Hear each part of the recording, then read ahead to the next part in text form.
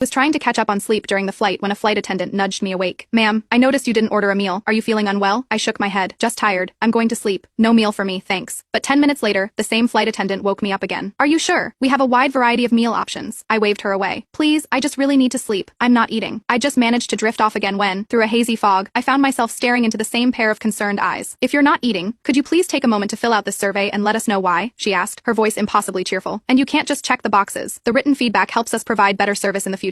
An all-nighter, then a flight for a business trip, tray table down, seatbelt buckled. For a corporate drone like me, the roar of the plane taking off was my sweet lullaby, a personal invitation to dreamland. This client was a real piece of work. The night before my flight, they were still asking for the impossible, the equivalent of Technicolor black. Luckily, after a caffeine-fueled marathon, I'd finally delivered something that made them happy. A 3-hour flight isn't long, but it was just enough for me to get some deep, immersive sleep. To avoid being disturbed during meal service, I had prepared a sticky note while waiting at the gate. I slapped it onto the seat back in front of me, bright yellow paper, bold red marker. "Please do not wake me for meal service, thank you." Normally, I wouldn't be so extra, but being ripped from a desperately needed sleep is a special kind of torture. Me eyelashes fluttered shut, and I was gone. But before I could even start to drool peacefully, a warm touch on my arm pulled me back. A soft, feminine voice whispered close to my ear. "Ma'am, what would you like for your meal?" I waved a weary hand toward the note I'd posted, but the voice didn't go away. In fact, it got louder. "We have the beef with broccoli or the chicken teriyaki. Which would you prefer?" Ma'am. Her calls pierced through the fog of my exhaustion. I forced my eyes open. "No thank you, I'm not eating." My eyelids felt like lead. I snuggled against the headrest, hoping for a seamless transition back to sleep. But a second later, her voice was back. "Are you absolutely sure, ma'am?" she pressed. "The meals on this route get rave reviews online. Lots of influencers have posted about them. For God's sake, was this meal box filled with ambrosia from Mount Olympus? Was it a mortal sin to refuse it?" "Thank you, but I'm really not hungry. I just want to sleep," I said, my voice strained. "And you don't need to ask me again, please." I pointed to the note again, then fumbled in my pocket for my earbuds and put them in. This 3-pronged rejection, verbal, physical, and visual, didn't bring me peace. Instead, the flight attendant knelt beside my seat, adopting a tone of sincere concern that was loud enough for the whole section to hear. "It's okay, ma'am," she said sweetly. "The meal is included with your ticket. There's no extra charge, so you don't need to worry about the cost." That did it. I was fully awake now. Furious, I said, "I want to sleep." I said, "Don't wake me up. Why do you keep pestering me with the same question?" I snapped in a low voice, its sharp edge cutting through the silence. "Go please, just go." I pressed my hands together in a desperate prayer, then turned away and squeezed my eyes shut, determined to salvage what little time I had left. But a moment later, she stood up, her voice choked with emotion. "Ma'am, are you not feeling well?" "I apologize. I was only trying to show my concern." "Ma'am? Ma'am? I wasn't a ma'am. I was a punching bag, a corporate drone enslaved by my boss, and now a monkey in a zoo for everyone to gawk at." I opened my eyes and slowly scanned my surroundings. Even through the haze of exhaustion, I could feel the hot, judgmental stares from every direction. Oh, come on, give the girl a break. Being a flight attendant isn't easy. Yeah, what's with the attitude? So aggressive. Maybe she's just jealous. The flight attendant is prettier than her and wants to give her a hard time. They weren't just looking, they were talking. And none of it was pleasant. I rubbed my aching neck and took a deep breath. Ignoring the teary-eyed flight attendant, I turned my gaze to the couple who had been the loudest. I didn't say a word.